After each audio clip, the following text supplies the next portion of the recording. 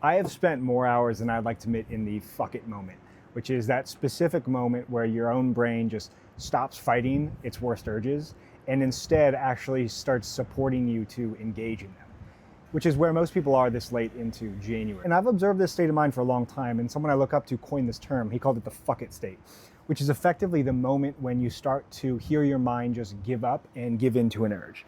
Right? This is most obvious in reflection when you make the choice late at night to do something you don't actually want to do. For example, right when you look at your laptop at like 10:43 p.m. and think, I was planning on going to bed early tonight, but it's still early. Why don't I just watch a YouTube video for those 17 minutes until 11 p.m.?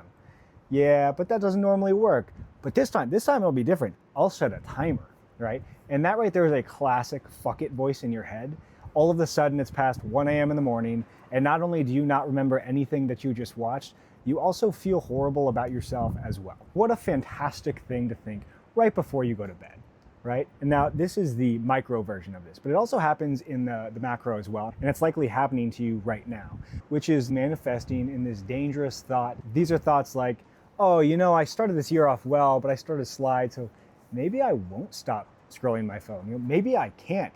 Oh, is it really that bad to watch a bit of YouTube or social media before bed? Or one of my favorites, actually, it's good to have ways like this to decompress in moderation, right? Absolute classic. And I love hearing that one in the back of my head because yes, obviously I still hear that. I'm a human too. Don't get me wrong, healthy decompression is important. Throwing a YouTube video on about something you find fascinating for a bit and then turning it off when you're done and going about your day is great. For example, I love the science YouTube channel Veritasium. I'm a huge ass nerd, and he has fantastic storytelling about great concepts, excellent visuals, and a bit of learning. It's just a lot of fun. But there is nothing healthy about the negative self-shaming loop of binge watching bullshit late into the night, then attacking yourself for it, promising you'll do it differently next time, letting yourself off the hook for it, only to fall further into the hole of self-doubt. Right? And so let me be clear, I have genuinely lost tons of my life from dopamine scrolling behaviors. In fact, I think it's basically a given for people to suffer from this because of how addictive the current state of technology is. Right? I had this happen to me many nights in my past. I get it.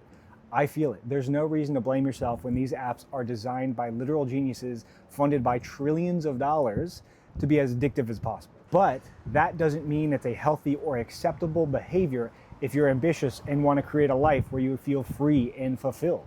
Because late January is when the fuck it statements stop being about tonight and start setting the tone for the year. So if you keep feeding this state, you don't occasionally visit it. You are living in it. And from personal experience, next January will pass and my mind would say, honestly, last year wasn't that bad. And for me, at least, I realized that if I allowed these thoughts to continue to have control, it wouldn't just be 1 year. 10 years later, January will pass and it will say the same thing. If you're genuinely okay with that, I'm not here to shame you. But look, this is my belief. If you don't choose to end this pattern right now, you are very likely choosing to carry it and its consequences for the rest of your life.